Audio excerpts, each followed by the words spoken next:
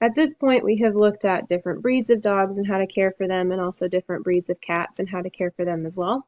Now we're going to move into different types of pocket pets and birds.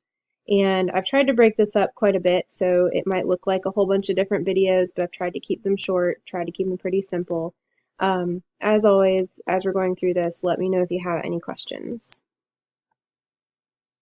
We're going to start off with breeds of rabbits. They've really been developed into 45 different recognized breeds, and those 45 breeds are actually divided into 5 weight categories.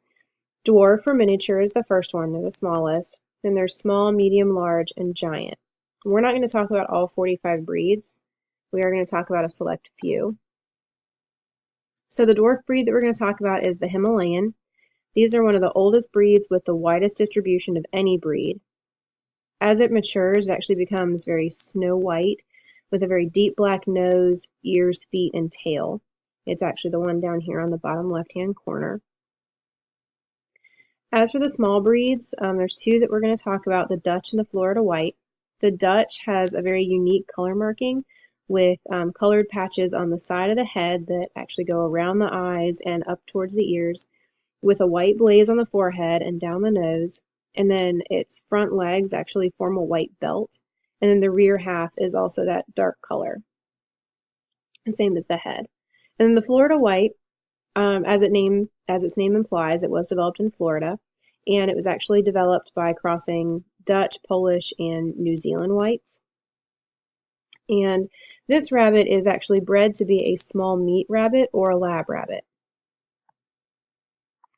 The medium breeds that we're going to talk about, the English Spot, this has a very unique chain of markings about the size of a pea, and it runs from the base of the ears to the rear flank. The Belgian Hare is another medium breed, and it's a true rabbit that's known as the racehorse or the greyhound of rabbits. It actually kind of almost looks like a greyhound, kind of. And then the Rex. So very similar to how we talked about the Rexes and the cats.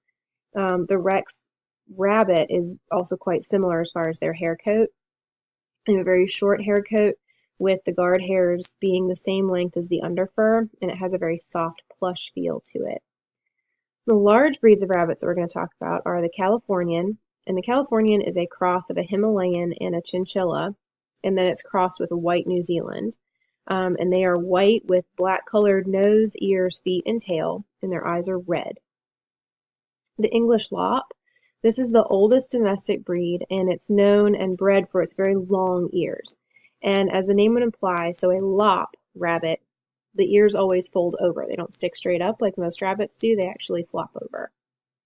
And then the New Zealand. So this is actually the leading choice for commercial meat production. If you get a commercially produced rabbit that is meant for meat, it will probably be a New Zealand rabbit. White is preferred because the hairs are very small, and if any of them remain, you can't see them. So up on the top left, you have the English Spot, then you've got the Belgian Hare, and then here's my favorite. Here's your English Lop right here. Look at that. How cute. This is the Rex. This is the Californian. And then here's that meat rabbit right here. All right, and then as far as giant breeds go, these are the 3 giant breeds we're going to talk about. The giant Angora, which is that picture up towards the top, kind of to the left.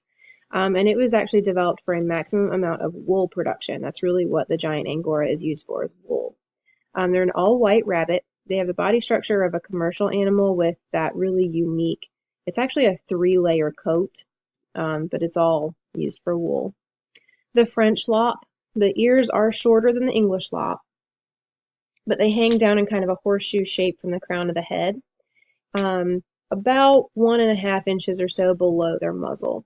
And then the Flemish Giant, so they actually originated in Belgium. This is the largest of all domestic rabbit breeds, and that's them down here, or that's a Flemish Giant down in the bottom right-hand corner. It's placed next to a Rottweiler. They can actually get pretty big, up to about a smaller, medium-sized dog breed.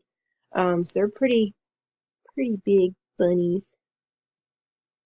All right, we're going to talk about types of pocket pets in the next video.